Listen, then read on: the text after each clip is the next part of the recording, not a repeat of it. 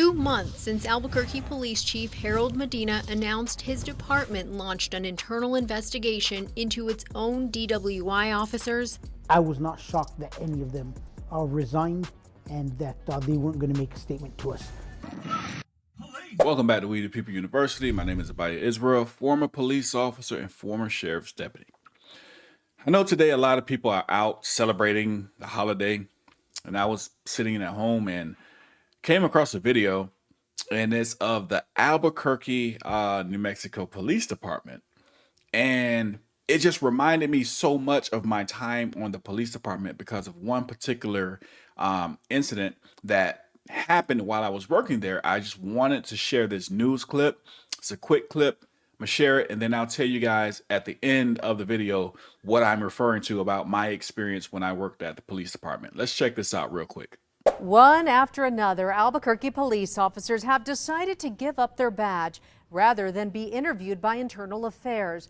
All of this happening during a federal and internal investigation into what we've learned involves accusations about officers getting paid to get DWI cases dismissed. KRQE investigative reporter Gabrielle Burkhart sat down with APD Chief Harold Medina to ask how officers will be held accountable if they keep walking away. 2 months since Albuquerque Police Chief Harold Medina announced his department launched an internal investigation into its own DWI officers. I was not shocked that any of them resigned and that they weren't going to make a statement to us. 5 officers have resigned from APD, all targets of the Internal Affairs investigation, and all connected to a federal investigation we've learned surrounds accusations officers were getting paid to get DWI cases dismissed. Lieutenant Justin Hunt resigned in February after 24 years with the department. Honorio Alba resigned that same month after 10 years. This month, both Harvey Johnson and Nelson Ortiz resigned after serving a combined 18 years with APD. And the latest to resign just last week, Officer Joshua Montano. He's been with APD nearly 20 years.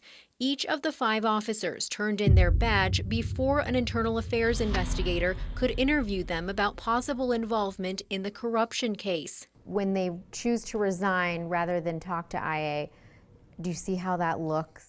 I think it looks horrible on the individual officer, and I think it looks bad and it makes them appear guilty. But I also know that an inconsistent statement or anything that they've told the FBI before could be a federal charge for lying to an FBI agent. So they have a lot at stake here coming back to us. Chief Harold Medina believes those officers are following an attorney's advice by not talking and claims completing the investigation is not only possible but a priority with other witness interviews. Meanwhile, a 6th officer, a commander of the Internal Affairs Division, remains on administrative leave. Could this go beyond these 6 officers? Without a doubt, we're seeing that the possibility is there. And we are currently still working through. A lot of individuals have retired. And if those officers were part of a corruption scheme, it raises the question, how do you ensure to the public, that officers will be held accountable when it seems like some of them have quietly resigned or retired? Gabriella, we can't force them to continue to stay here till we terminate them, but these individuals have immensely lost. There's some that are extremely close to retirement that are losing out. And we haven't even gotten to the point of criminal accountability. Financially, he says they're losing out on paychecks and a full career with retirement benefits. And when the FBI completes its investigation, there could be federal criminal charges. We may not ever know the full truth and get every single member, but we will do our due diligence to ensure that there's accountability to anybody who wore this uniform and badge in the past. The federal investigation prompted the Bernalillo County District Attorney's Office to dismiss more than 200 pending criminal cases, mostly DWIs the 5 officers were connected to. KRQE Investigates uncovered red flags in some of those cases. If you need to get off of this. I do. Okay, you're at the right place. Connecting certain officers' DWI arrests with defense attorney Thomas Clear III's office, whose home was also raided by the feds. The part where you read between the lines is some sort of benefit to the officer from the attorney who charges well above the market rate. News 13 obtained a copy of Officer Montano's resignation letter, which states the issues I let myself get caught up in within the DWI unit were generational.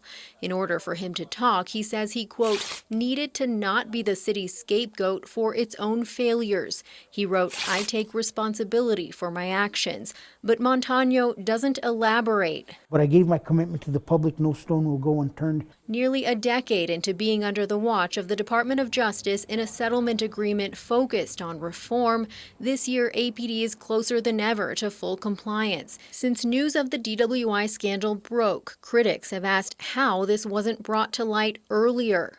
I honestly compliment so many parts of where we are today because we actually went in compliance and had accountability set up. The chief credits part of the reform process with exposing wrongdoing.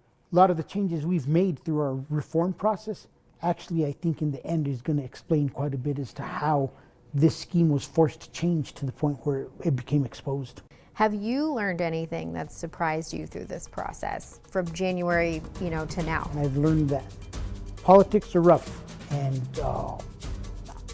God put me in this position, and I'm in a good place in my life and in my career where I'm here to do the right thing. But it is, without a doubt, been probably the most challenging 3 months of my 29 years of law enforcement. Gabrielle Burkhart, KRQE Investigates. Chief Medina says he's already filed police misconduct reports with the State Law Enforcement Academy, which could impact those officers' law enforcement certification.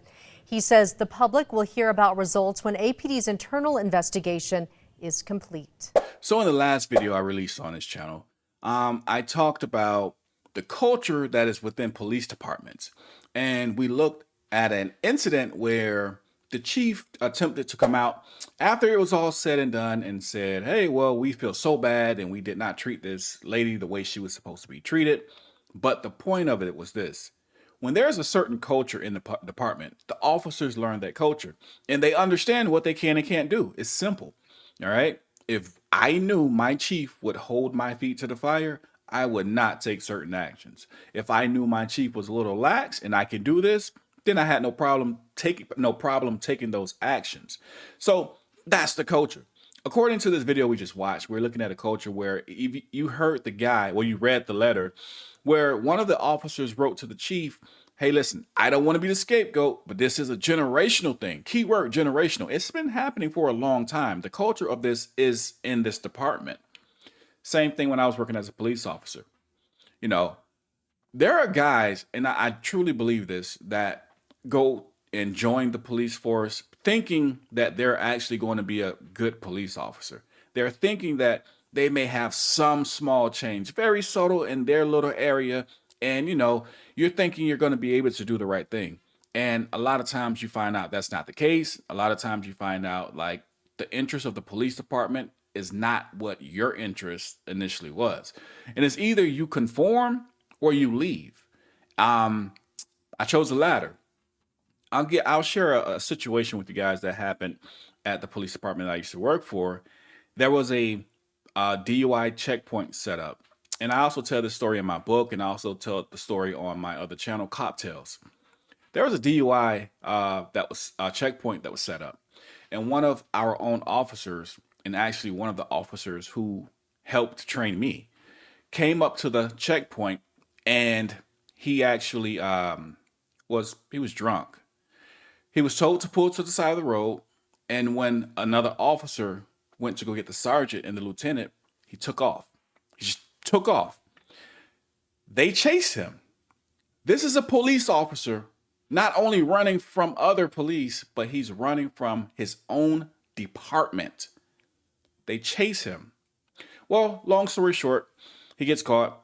Okay, he does lose his job, but he gets his job back. Sometime later, not only does he get his job back, he actually gets a promotion, 2 promotions. This is the culture. These are the things that happen. Why did he get rehired? And why did he not only get rehired, why did he get promotions after being rehired? Because it's not about keeping the law, as we already know. It's not about that. It's about making sure you follow the law and making sure you do what we say. This is what's happening in police departments. There are so many different stories I have that I'm going to be sharing as well concerning these type of situations.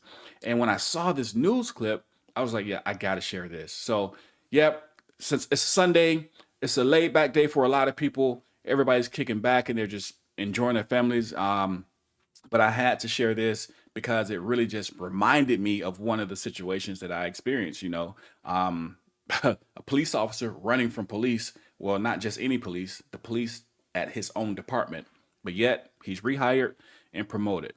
These are the police officers that are policing America. I understand it's a holiday, but even on the holidays, you gotta be aware. And that's why I chose to share this video. Make sure you record the police and always know your rights. With that being said, We the People University, signing off. Welcome to The GOAT Debate, the premier online sports debate show where engaging discussions and thrilling debates unfold as we determine who is the greatest of all time in every sport. Be sure to subscribe, call in, and participate. Come and be a part of the conversation.